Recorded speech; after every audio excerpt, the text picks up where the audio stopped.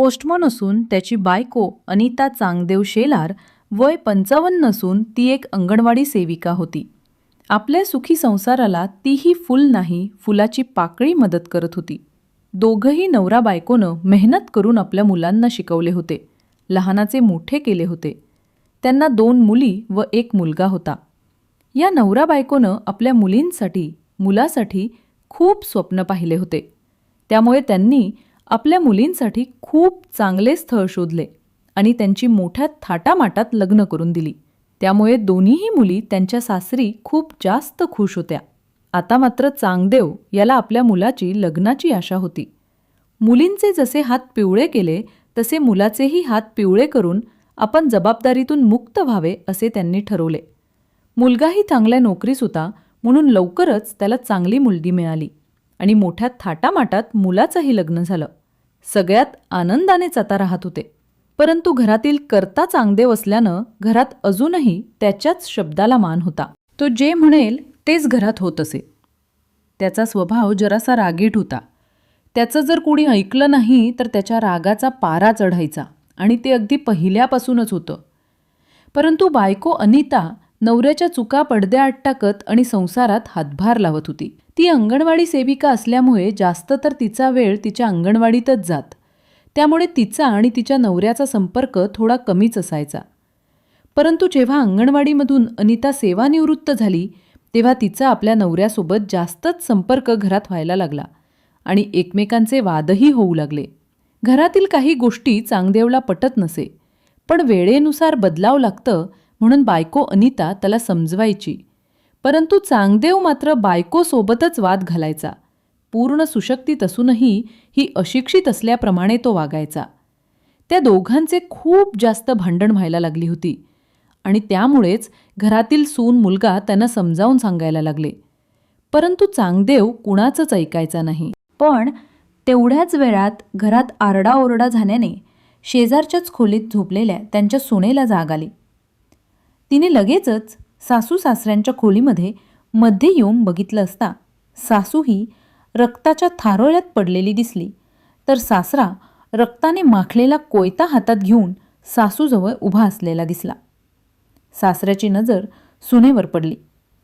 आपल्या हातून बायकोचा खून झाला आणि त्यातली त्यात आपल्याला सुनेन बघितलं असा विचार करून सासराने लगेचच घटनास्थळावरून पळ काढला. सून मीना खूप जास्त घाबरली. तिने घाईतच आपल्या नवऱ्याला फोन केला, शेजाऱ्यांना बोलावले व नातेवाईकांनाही कळवले. या घटनेची माहिती मिळताच नातेवाईकांनी तात्काळ अनिता यांना वैजापूर येथील रुग्णालयात दाखल केले. परंतु उशीर झाला होता, कारण तेथील डॉक्टरांनी अनिता यांना मृत घोषित केले. या घटनेची माहिती समजताच पोलीस लगेच घटनास्थळी पोहोचले. बायको अनिताचा खून केल्यानंतर आरोपी चांगदेव शेलार यांनी स्वतःच्या शेतातील विहिरीत उडी घेऊन आत्महत्या करण्याचा प्रयत्न केला. पण रविवारी सकाळी नातेवाईक व गावकऱ्यांनी त्याचा शोध घेतला असता तो विहिरीत त्यांना जिवंत आढळून आला. त्यानंतर गावकऱ्यांनी त्याला विहिरीतून बाहेर काढले. पण आपल्याला पोलीस पकडतील की काय या भीतीनेच तो पुन्हा तिथून पळून गेला. परंतु पोलीस त्याच्या मागावरच होते. त्याची शोधाशोध सुरूच होती. त्यानंतर दुपारच्या सुमारास पोलिसांनी त्याला शीर येथून अटक केली. मयत अनिता शेलार यांच्या नातेवाईकांकडून फिर्याद देण्यास टाळाटाळ करण्यात आली. त्यामुळे या प्रकरणी हवालदार किरण गोरे यांनी दिलेल्या फिर्यादीवरून चांगदेव शेलार विरुद्ध वैजापूर पोलीस ठाण्यात खुनाचा गुन्हा दाखल करण्यात आला. पुढील तपास फौजदार प्रवीण पाटील हे करीत आहेत. मयत अनिता शेलार यांच्या पश्चात त्यांचा नवरा, 2 मुली, मुलगा, सून असा परिवार आहे. नवरा चांगदेव आणि बायको अनिता यांच्यात रात्री असे कशावरून भांडण झाले की ज्यामुळे चांगदेवला बायकोची हत्या करावी लागली. यामुळे घरात फक्त सूनच होती. त्यामुळे अनेक प्रश्न पोलिसांच्याही समोर उपस्थित झाले, ज्यांची उत्तरे फक्त चांगदेवच देऊ शकतो. त्यातली त्यात घरातील व्यक्ती फिर्याद द्यायलाही नकार देत होते. त्यामुळे अनेक प्रश्न समोर उपस्थित होता. असे का? नवरा बायकोमध्ये अजून कोणी तिसर येत होतं का? त्यांच्या भांडणाचं कारण बाहेरील काही अनैतिक संबंध होते का? अशीही चर्चा सुरू झाली आहे. अनैतिक संबंध संशय यामुळे तर नवऱ्याने बायकोला मारलं नसेल ना? तुम्हाला काय वाटतं? खाली कॉमेंटमध्ये सांगा. आणि मित्रांनो, आयुष्य हे एकदाच भेटतं, उतार वयामध्ये. देवदेव करा, नामस्मरण जपा, नातवासोबत खेळा. आपल्या मुलांना टाईम देता आला नसेल तर त्यांच्या मुलांसोबत खेळा, त्यांना टाईम द्या.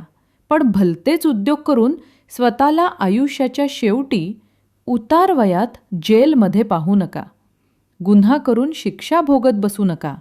आयुष्य खूप सुंदर आहे, फक्त जगता आलं पाहिजे. त्यामुळे आयुष्याचा स्वतःच्या हाताने वाटोळ करून घेऊ नका. चला, व्हिडिओला लाईक करा आणि चॅनेलवर नवीन असाल तर सबस्क्राईब करायला अजिबात विसरू नका. भेटूया अशाच एका नवीन क्राईम स्टोरीमध्ये. तोपर्यंत स्वतःची काळजी घ्या आणि सतर्क रहा. धन्यवाद.